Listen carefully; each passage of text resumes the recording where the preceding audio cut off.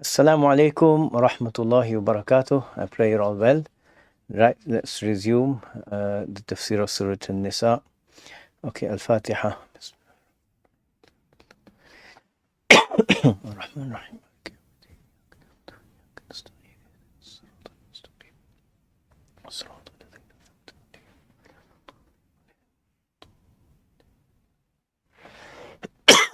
Bismillahir Rahmanir Rahim.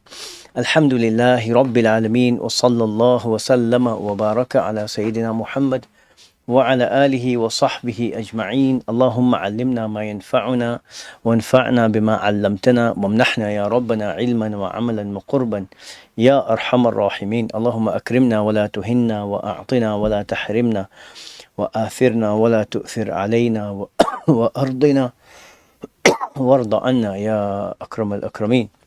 So, Alhamdulillah, we were looking at Surah Al-Nisa, and where Allah subhanahu wa ta'ala, after affirming everything in the heavens and the earth belongs to Him, He started talking about laws again, and that how He answers the laws and the question that people ask by giving us laws to obey, and delineating right from wrong.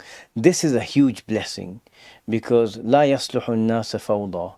La surata lahum, as the poet says, that people won't go right in a state of chaos without any leaders. Right, the leaders say, "Come and do this and come and do that."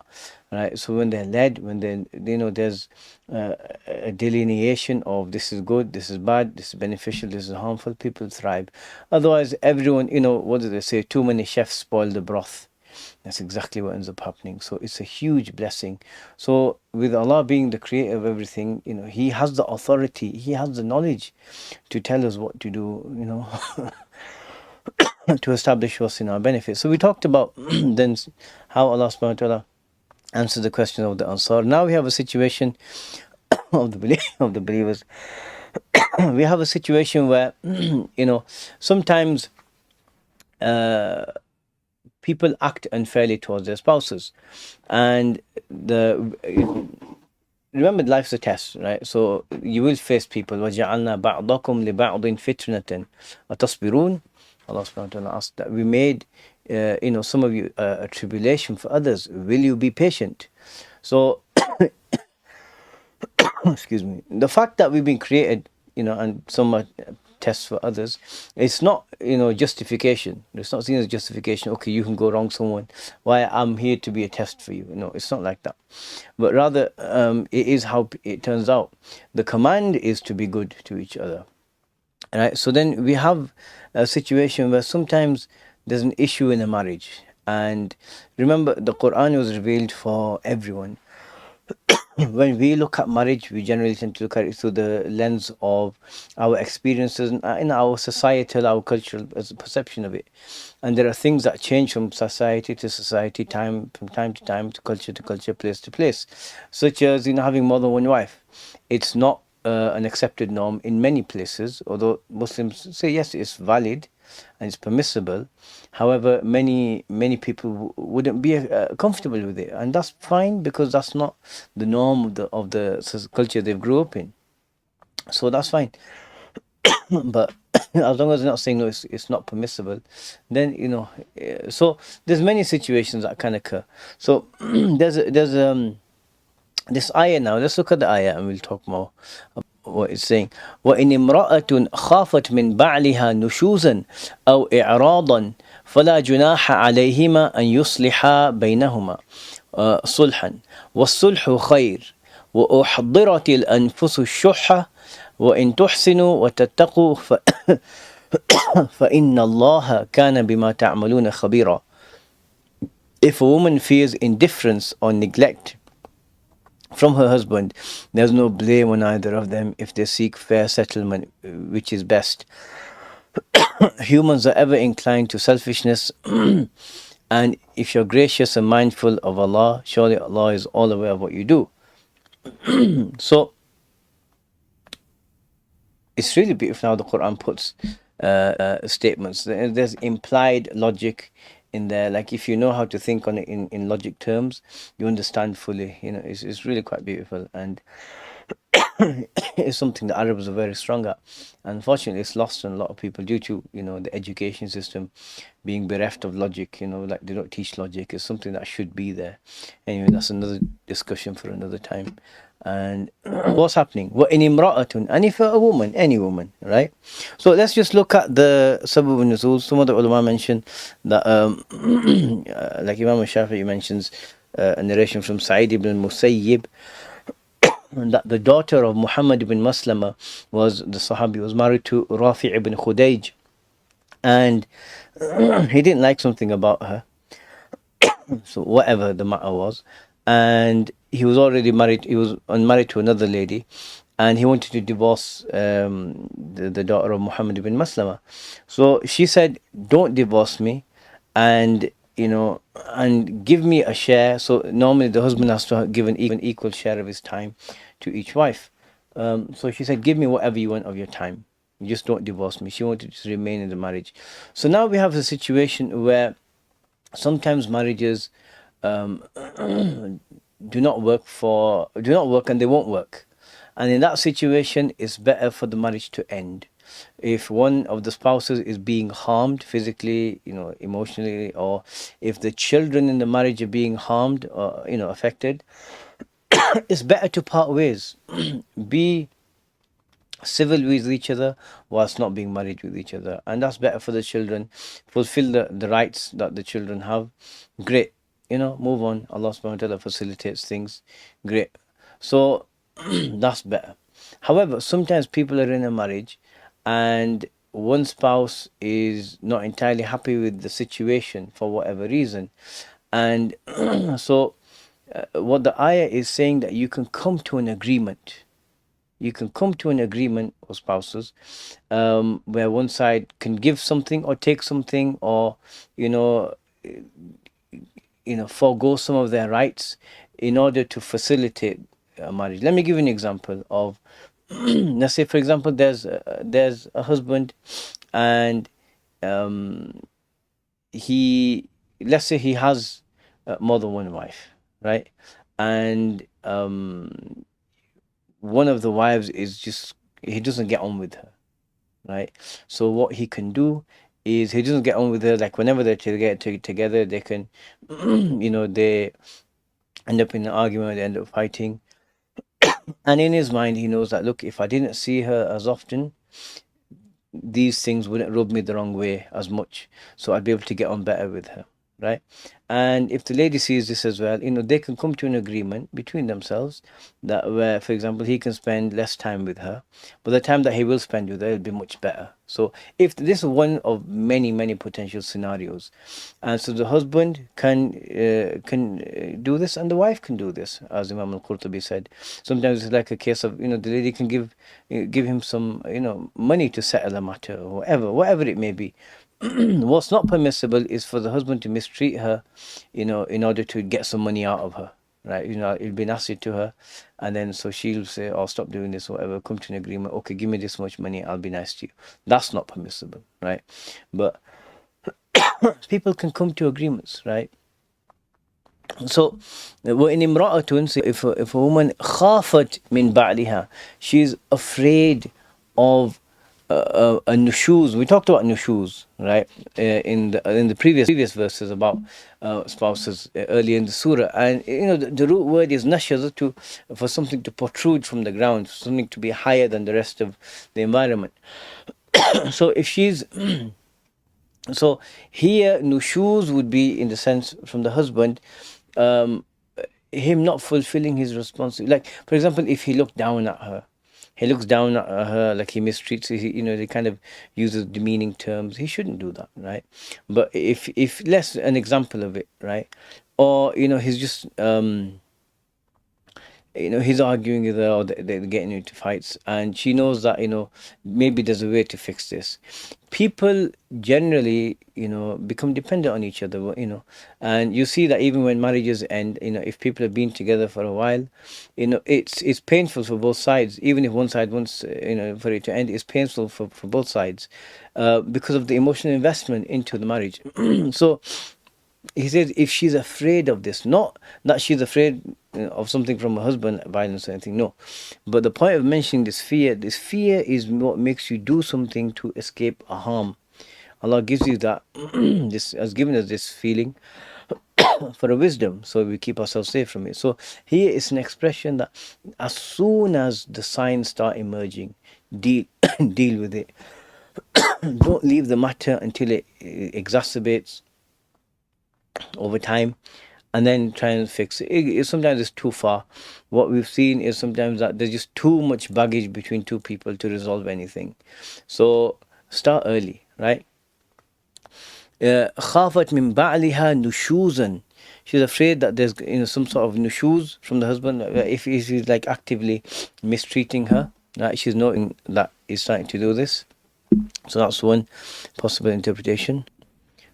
Or it could be like, tajafi, and like just harshness, or not just harshness, coldness, right? Where he's not, either he's not fulfilling his rights towards her, or he's just not as congenial as he used to be. أو إعراضا, or outright, turning away. So either he ignores her, or he doesn't make an effort with her, or you know he doesn't spend as much time with her. He's going out and just coming home in the evenings and just eat dinner, bed, off to work, and these sorts of things that happen when there's a breakdown in a relationship. Usually people who are married, who are in love with each other, there's a time. So there's a time which is healthy for when the couple, for them to be together, to spend time together. And it's also healthy in many situations for people to be apart as well, periodically throughout the day, whatever. Someone goes to work, or someone goes to see a friend, or whatever. Why? Because people need time to reset as well, especially like if someone's an introvert. Introverts, being around certain people too long, being around crowds, it drains them, right? So they need to be alone, or with a small group of people. Everyone's different, right? To like recharge themselves.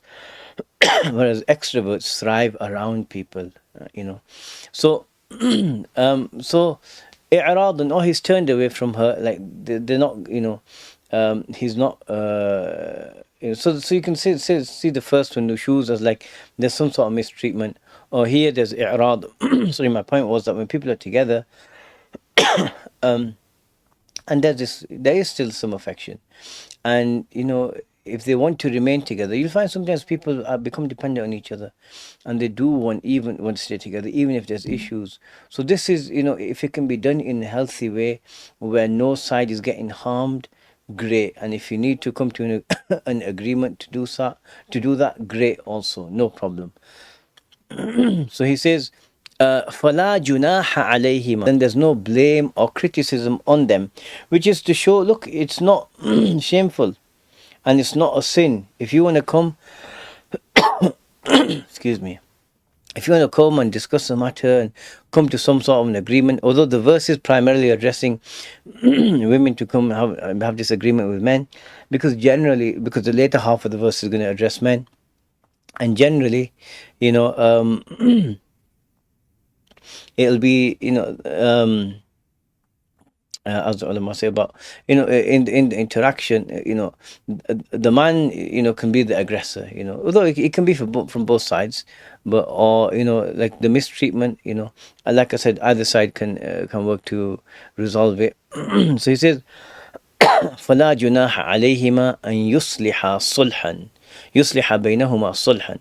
And so there's no harm, there's no blame if both of them rectify things between them with a reconciliation, a settlement. So here, even the word settlement kind of makes it seem like, okay, they're going to end it. It's not. It means they want to maintain the marriage, but they just want to alter the terms of the marriage.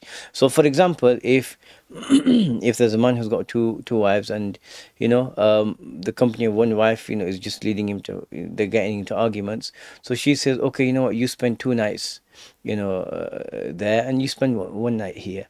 If that will help this relationship, good. So Allah subhanahu wa ta'ala is telling us that it's better to that The ideal situation is to have a well balanced, proper marriage.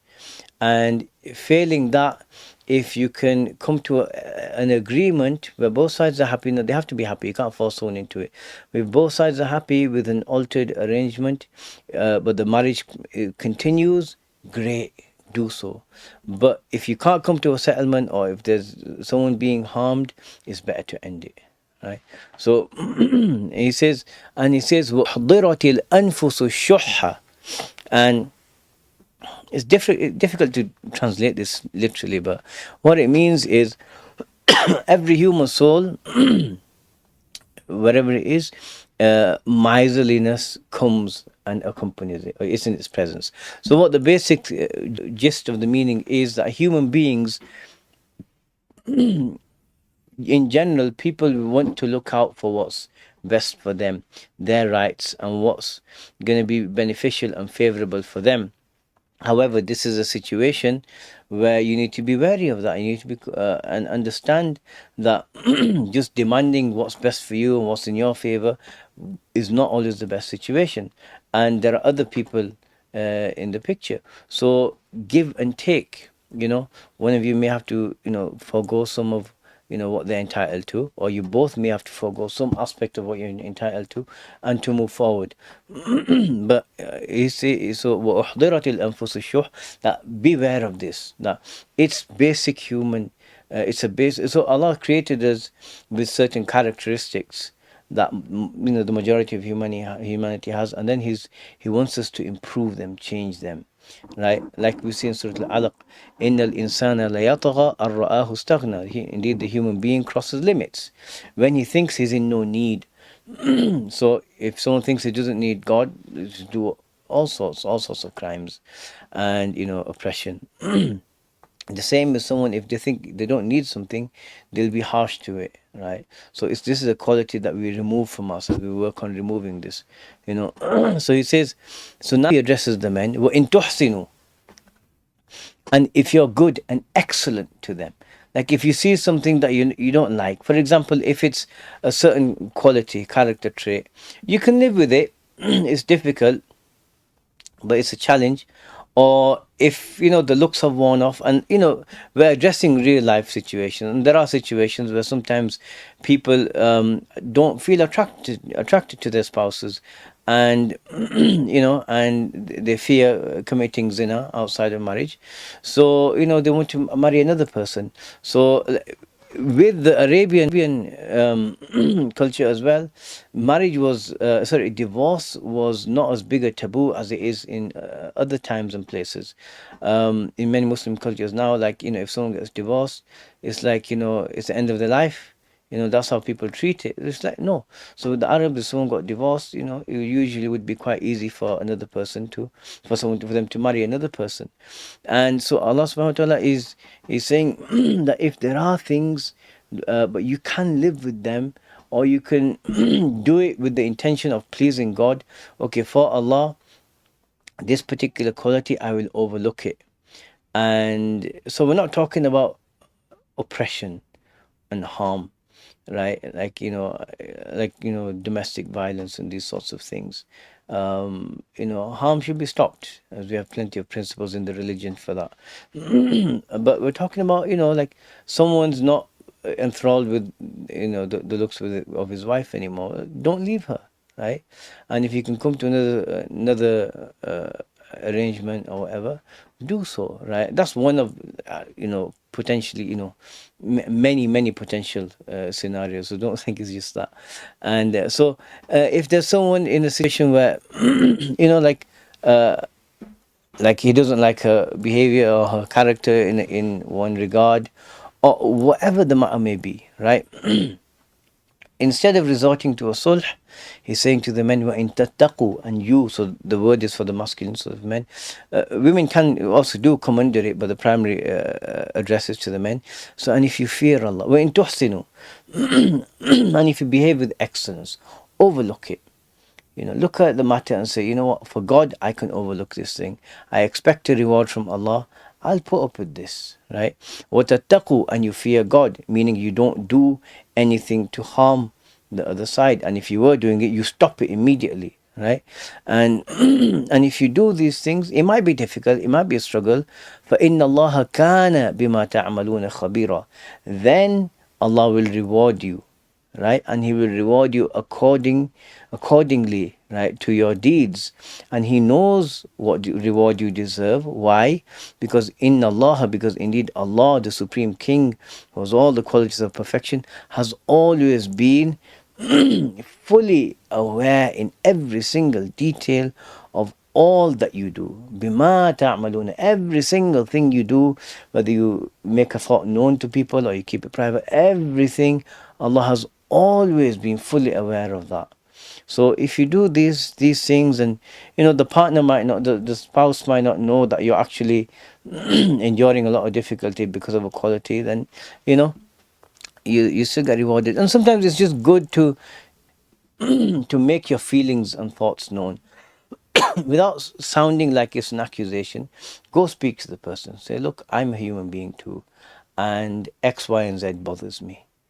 So please, can we find a way to work around this? And if that's not the case, then a sulh is good, and was-sulhu khair.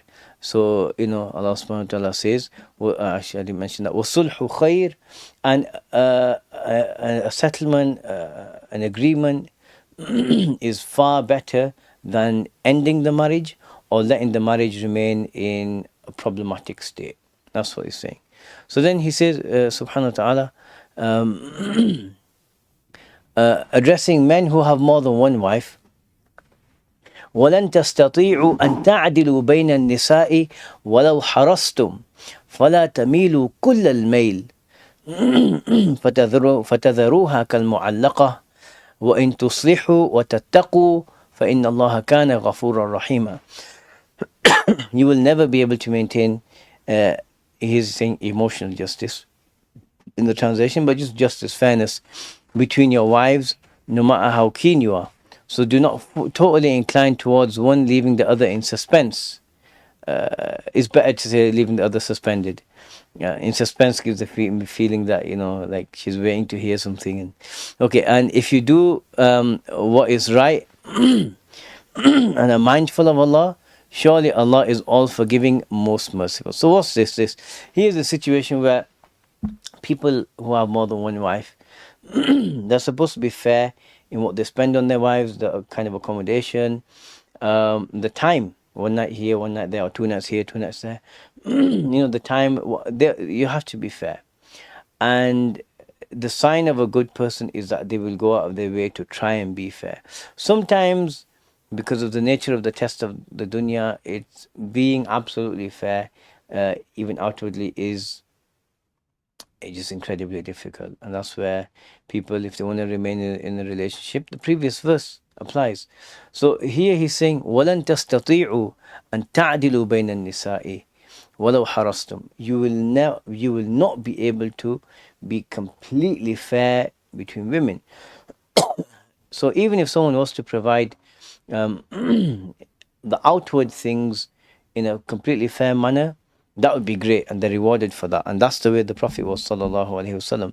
Even if someone was to be able to be like that, inwardly it's not always easy. The Prophet would say, Allahumma hadha qasmi fima amlik, fala tu'akhirni bima tamlik wala amlik. Oh Allah, this is my distribution, my division regarding what I can control. Meaning the outward actions, how much time he spends with one wife and then the other. So don't take me to account regarding the things that you control and I don't control, meaning matters of the heart. What a person may love one wife more.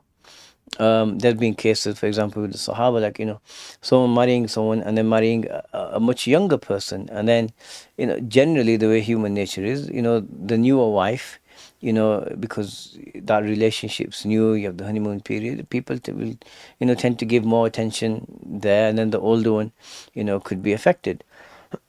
So there's various situations. So he says, so especially even with regards to love. So the Prophet sallallahu alaihi wasallam loved Aisha more than any other wife he had at the time, and so this is recognized. So he says, وَلَوْ حَرَصْتُمْ, even if you're really eager to and you want to do the right things, complete fairness is not possible, right? In every way, inwardly and outwardly. Outwardly, a person can, do it. The Prophet did it, sallallahu alaihi wasallam. And there's rules regarding this. If you're in this situation, go study some fiqh, because there's rules and there's, and understand Allah sees everything. So don't wrong each other. But then there's this situation where, someone would really want to, but, maybe his extra love for a person, he just is nicer around. He's just more jovial. And the first wife sees this and then she feels a bit upset. He's not like that with me. Maybe it's because maybe the first wife, does things that upset him, or whatever. Like I said, people are very different, and there's almost an infinite number of scenarios, people can get into. So I said, فَلَا تَمِيلُ كُلَّ الْمَيْلِ. So just because you can't be a completely fair with more than one wife in every way, then don't fully incline towards one. Don't use this as an excuse. Well, I can't be completely fair, so therefore, you throw yourself at one. فَتَذَرُوهَا كَالْمُعَلَّقَةِ, thereby leaving the other wife like someone who's suspended. So, like neither is she, so neither is the pen on the surface, and neither is it in my hand. So it's like kind of like if I was like trying to hang it off my fingernail or whatever, right? So it's like that's what happens. Okay, so Allahumma ighfir lana. So don't leave her suspended. Neither is she like a proper wife to someone, where she has a husband, is good to her, gives her rights, all of these things. And nor is she like someone who's unmarried, who could get married to someone, and someone who would provide for her, be good to her, honor her. Neither is she here nor is she there. So just because you can't be completely fair in every way doesn't mean you just use that as an excuse to go all the way into, just being unfair. So he says, وَإِن تُصْلِحُوا, and if you rectify matters, meaning that, oh men, like if you have been this, if you got more than one and you've not been completely fair and you've not done what's fair, just and equitable, then fix things. And if you rectify things, be good to her, be nice and kind and generous and all of these things. If you like that, وَتَتَّقُوا, and you fear Allah, meaning against future transgressions and future harm against her. Either, look, if it's not going to work, end it, right? But do your best to make it work. أَبْغَضُ الْحَلَالِ إِلَى اللَّهِ الطَّلَاقِ. Allah subhanahu wa ta'ala, the out of the halal things that the most hated by Allah is divorce. But sometimes divorce is fard, is obligatory on a man to divorce his wife if he's mistreating her, for example, right? And just like it's obligatory for someone to get married, like if they're committing zina, go get married, have a halal outlet for your desires. So there are rulings. So speak to a faqih and understand these rulings. But here he says, and if you fear God and you rectify matters, فَإِنَّ اللَّهَ, then indeed Allah, the Supreme King, the Supreme Being, has always been غَفُورًا, truly forgiving of everything. No matter how much it is, He'll just wipe it away. You won't face the consequence of it. رَحِيمًا, ever kind. So after the forgiveness of your mistakes, He gives gifts, and He can give gifts to both spouses. So that's what is said here. And then He says in the next verse, وَإِن يَتَفَرَّقَا يُغْنِ اللَّهُ كُلَّ مِنْ سَعَتِهِ وَكَانَ اللَّهُ وَاسِعًا حَكِيمًا.